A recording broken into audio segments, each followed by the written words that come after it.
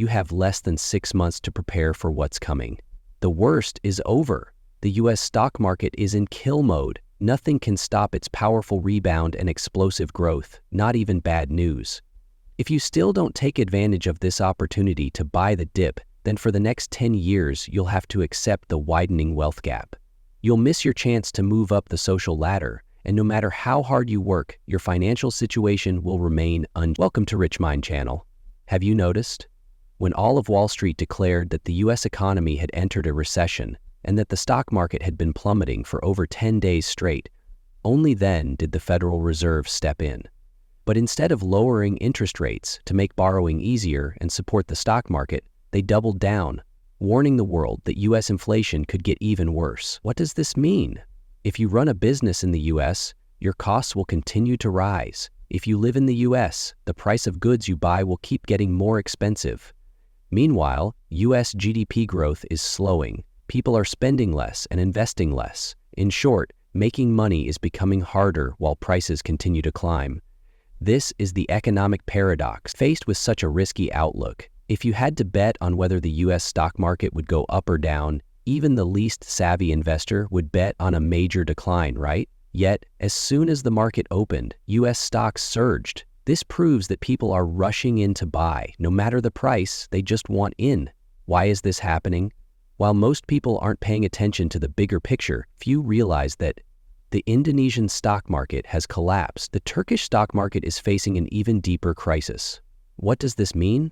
The traps that American capitalists set years ago are now being triggered one by one. So, who's the next victim? Previously, when the Fed raised interest rates, American capitalists scooped up assets from Japan, South Korea, and Europe. Now, these markets are beginning to recover.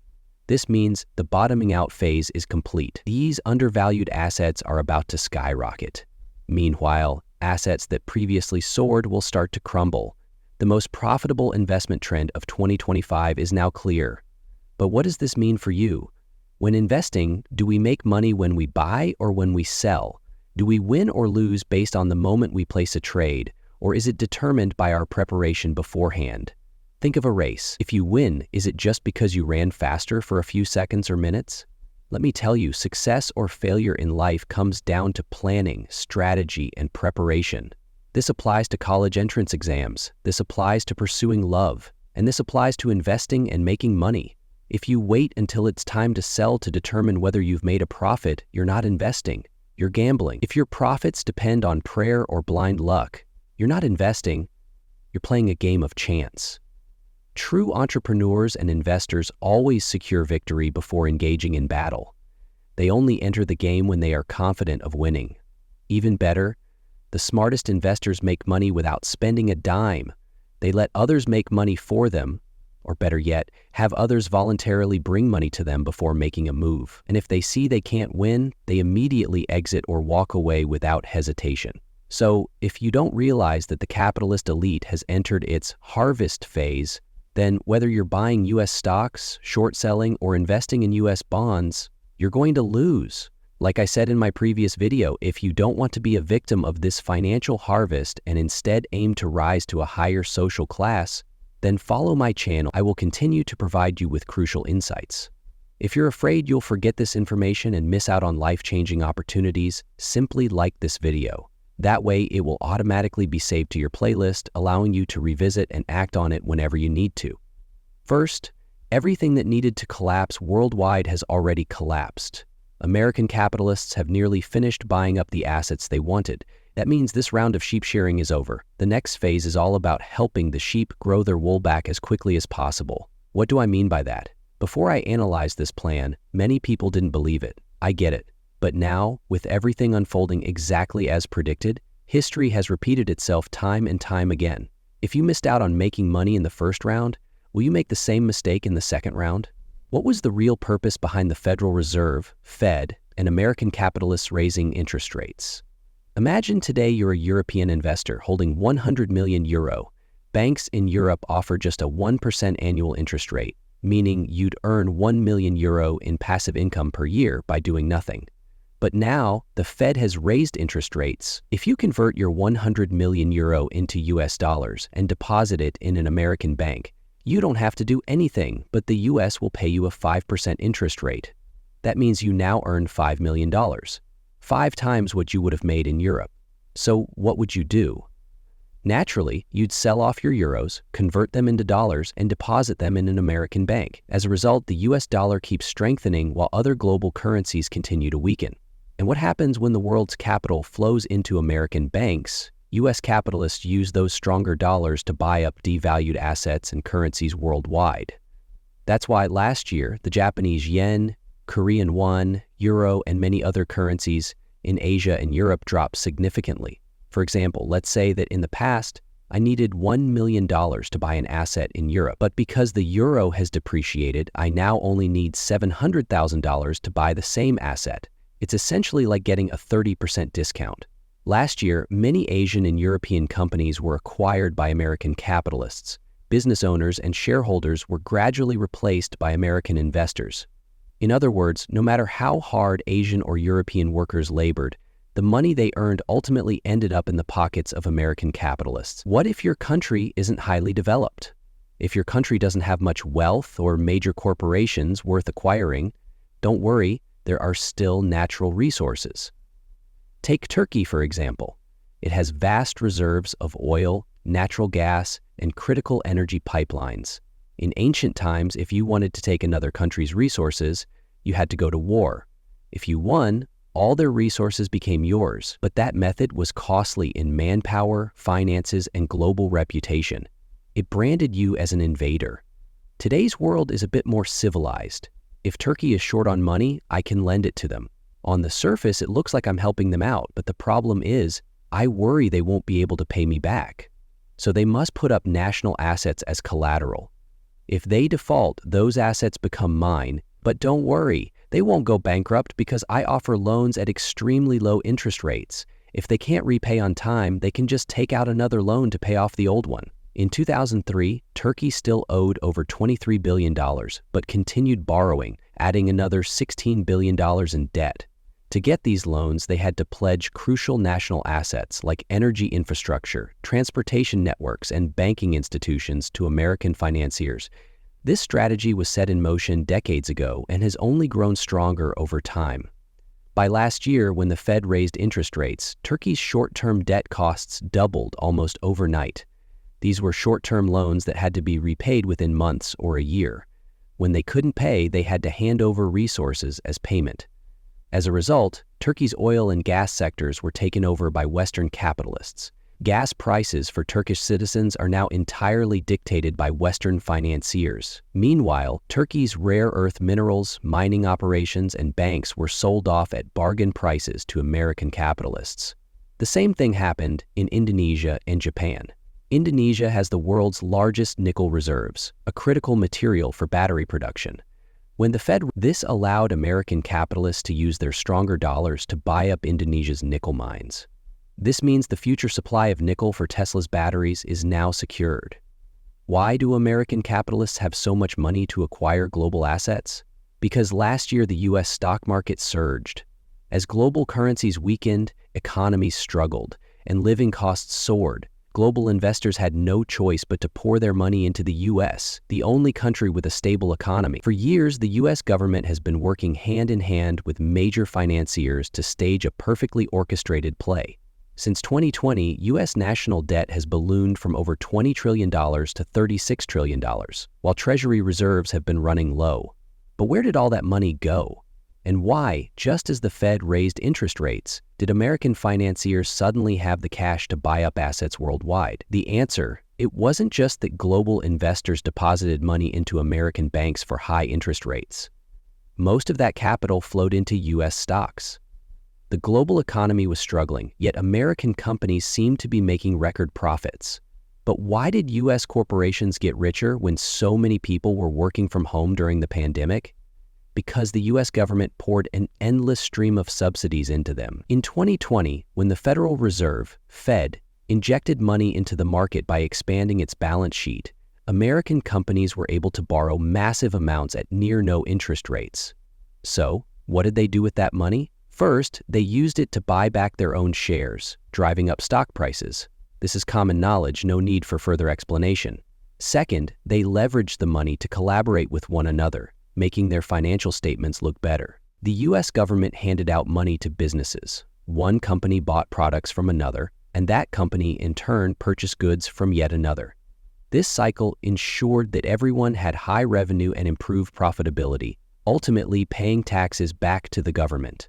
In this way, the money injected into the economy never truly disappeared. It simply cycled back, while giving American companies impressive financial figures that attracted global investment into U.S. stocks.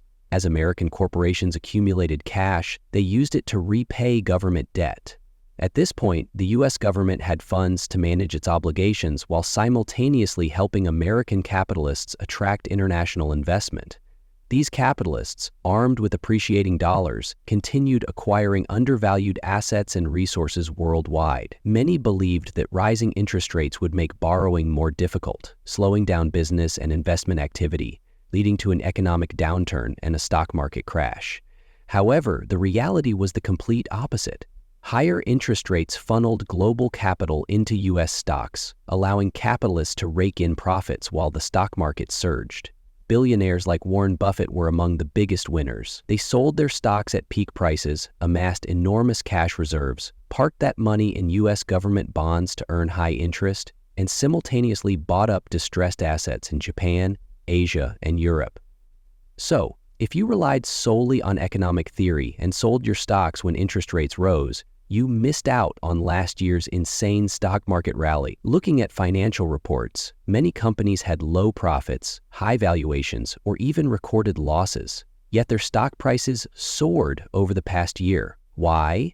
Because in the stock market, share prices are not dictated by a company's actual potential, but by whether the buyers or sellers have more money.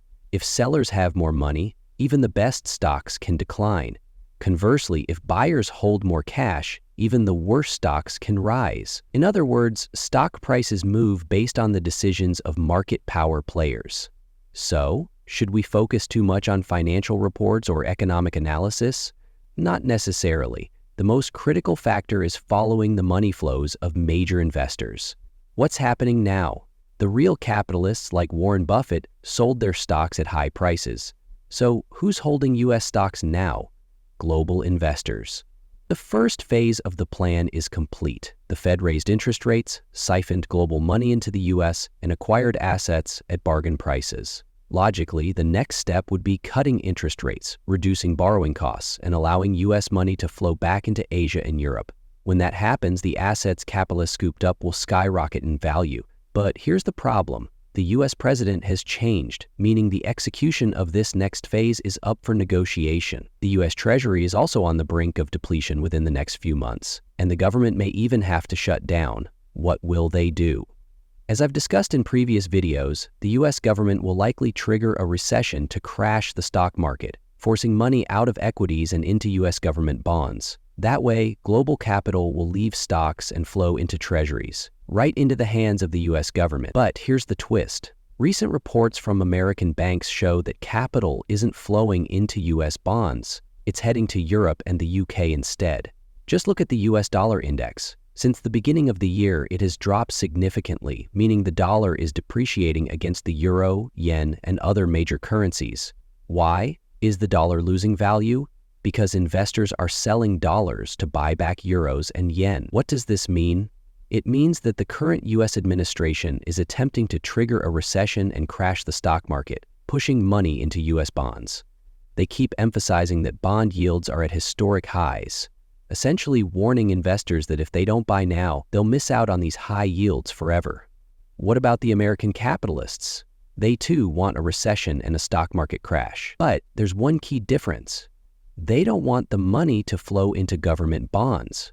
In other words, they don't want the funds to end up in the hands of the government. Why not? Because if the U.S. government resolves its cash shortage, it gains more control, and when that happens, the capitalists lose their influence. Looking at the bigger picture, if the stock market collapses, capitalists can manipulate the market, driving stock prices from all-time highs to rock bottom. Then, they will pressure the Fed to expand its balance sheet and inject money back into the economy. Once the Fed prints new money, these capitalists can borrow at near no interest rates and repurchase the stocks they previously sold at premium prices, securing their control over the U.S. stock market once again. More importantly, when capital exits the stock market, American capitalists will redirect it into Europe and other regions where they've already acquired assets at deep discounts. This allows them to regain control over undervalued global properties.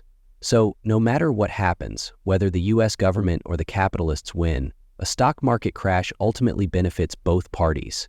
The key difference is, the U.S. government wants to pull money into bonds. The capitalists want to channel money into assets in Europe, Japan, and other markets. Why? Many people focus solely on American capitalists, but forget that their roots trace back to Europe. Before the U.S. became the world's top superpower, who ruled? Britain and Europe. A powerful financial aristocracy has existed in Europe for centuries. Let's call them the European Financial Alliance. These elites had deep European roots. But as the U.S. rose to global dominance, they gradually shifted their base of operations there. This is why American capitalists can easily manipulate Europe, because they never truly left. They simply relocated from Europe to America, maintaining control on both sides. The United States fundamentally has no national borders. That concept doesn't exist in a capitalist world. For them, the idea of a nation is insignificant. Only maximizing profits matters. European financial conglomerates, which essentially parasitize the U.S. economy, all supported the previous U.S. administration. The reason is simple. The previous administration pursued globalization policies. In other words, the U.S. printed money and spent it worldwide, allowing other countries to accumulate dollars and stimulate their economies. At the same time, the assets held by capitalists in these countries appreciated in value. However, the current administration is pursuing isolationism, creating conflicts with the world, imposing tariffs, and forcing other countries to relocate factories, talent, and technology back to the U.S. Previously, globalization meant that other nations worked hard while the U.S. simply printed money and spent it. Eventually, the money would flow back to the U.S., ensuring that capitalists continued to profit. But the situation has changed. The new administration wants to produce, earn, and consume domestically, no longer allowing international financial corporations to manipulate the system. Simply put, the U.S. was previously being bled dry by capitalists, but now, the government is pushing back against European financial oligarchs' control. So why isn't Warren Buffett investing more in European assets like other financial corporations? Why is he increasing his investments in the Japanese yen and Japan's stock market? Because Buffett is an American capitalist at heart. Europe has long been dominated by local financial elites, leaving Buffett with little influence there. Moreover, he can't invest in gold because gold serves as an alternative to the US dollar and is held by governments worldwide. If he were to pour money into gold, it would be akin to devaluing the dollar. Japan, however, is a different story. In the past, many investors borrowed money in Japan to invest in the US. When the US economy collapses, that capital will flow back to Japan. Buffett foresaw this and got ahead of the curve by making significant investments in the Japanese market. Not only that, when Japanese assets were being sold off at bargain prices, he borrowed money in Japan to buy them. Thanks to this strategy, Buffett has become one of the top 5 investors in Japan. In other words, the money the Japanese are making is flowing straight into his pocket. All of this has been discussed in previous videos. So, what's the key takeaway here? When investing, we must look for high-probability opportunities.